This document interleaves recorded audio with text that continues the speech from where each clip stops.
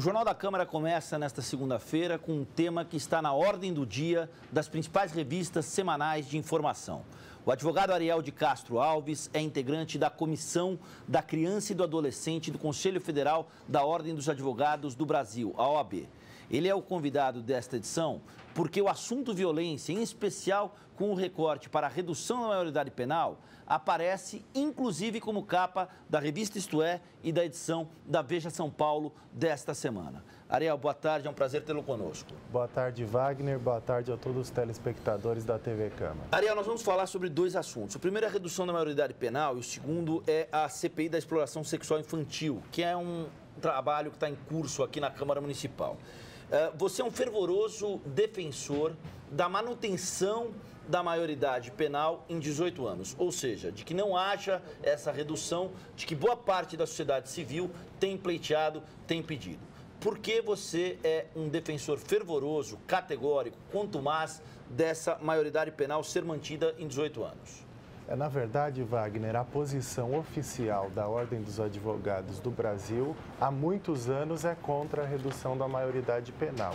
E o primeiro entendimento da OAB é pela inconstitucionalidade, de que se trata de uma cláusula pétrea, de algo que não pode ser modificado por emenda constitucional. O entendimento é que se trata de um direito e garantia fundamental que os adolescentes brasileiros têm de responder com base na legislação especial, que é o Estatuto da Criança e do Adolescente, e não com base no Código Penal. A questão que também a gente traz é que isso não vai reduzir a violência, a criminalidade no Brasil.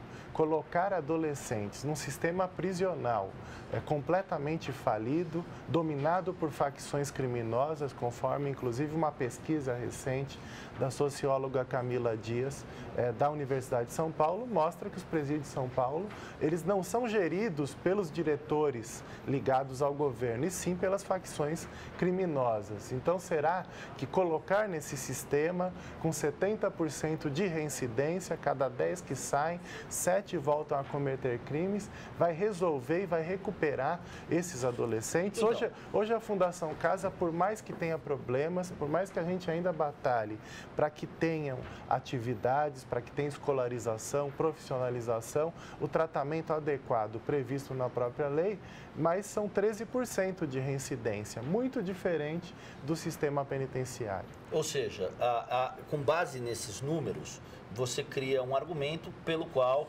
essa redução da maioridade penal faria com que, numa das pontas, acontecesse aquilo. Um adolescente que entra no sistema prisional com 16 anos e que tenha, entre aspas, roubado uma galinha, vai sair um bom ladrão de banco? Certamente. Quando nós pensamos em redução da maioridade, nós não podemos pensar apenas naqueles que cometem homicídios e latrocínios, que, aliás, dos 9 mil internos da Fundação Casa, hoje de São Paulo, 134 é que cometeram e estão lá privados de liberdade por homicídios e latrocínios. Que, à luz do Estatuto da Criança e do Adolescente, não são taxados como homicídios e latrocínios, mas como ato infracional de natureza grave. Isso, o ato infracional de natureza grave, exatamente porque se aplica aquilo que está como crime no Código Penal, mas pelo Estatuto são chamados de atos infracionais. Então, representa 1,5% do total de adolescentes que hoje estão na Fundação Casa, aqueles que cometeram esses crimes extremamente graves. Então, nós temos que realmente pensar na maioria, que muitas vezes estão lá por pequenos furtos, que vieram de regiões do interior e que vão ser jogados num sistema penitenciário completamente falido, que o próprio ministro da Justiça disse que preferia morrer do que ir para uma das cadeias brasileiras. Cada centro de detenção provisória hoje aqui de São Paulo, o de Pinheiros, por exemplo, tem 600 vagas para 3 mil detentos. E certamente nesses presídios, jamais esses jovens vão ter atividades educativas, profissionalizantes, escolarização, assistência social e psicologia psicológica, como em muitas unidades de internação da própria Fundação Casa, eles têm esse atendimento mais adequado e por isso recupera muito mais. Sim. Ariel, vamos lá. Você falou duas coisas que eu acho que são bastante interessantes para o nosso telespectador, para você que está em casa assistindo a TV Câmara. Nós estamos conversando com o Ariel de Castro Alves, que é da Comissão da Criança e do Adolescente do Conselho Federal da OAB. Estamos discutindo um assunto como maioridade penal, a redução da maioridade penal. A OAB é categoricamente contra essa redução e o Ariel discorreu sobre a questão da cláusula pétrea, ou seja, para que a redução da maioridade penal fosse adotada, antes de qualquer coisa, do ponto de vista do Estatuto do Funcionamento do Estado, seria imprescindível uma mudança no texto da Constituição. Queria que você explicasse isso para o nosso telespectador. Teria que ser convocada uma nova Assembleia Nacional Constituinte, como o processo de 88. Então, isso é muito difícil, exige um quórum extremamente qualificado, exige que a grande maioria dos deputados federais e senadores aprovem a convocação de uma nova Assembleia Nacional Constituinte, o que hoje não é sequer discutido. Tanto que essas propostas de redução da maioridade já passaram pelo Congresso, mais de 30 propostas, todas foram rejeitadas na própria Comissão de Constituição e Justiça pela inconstitucionalidade. E há 2 semanas, o deputado Luiz Couto deu um novo parecer pela inconstitucionalidade na própria CCJ da Câmara dos Deputados. Para a gente finalizar, sobre a falência do sistema penal, qual é a solução? O senhor foi bastante categórico em relação ao assunto. A gente tem uma CPI, como a CPI da exploração sexual infantil. A gente vê,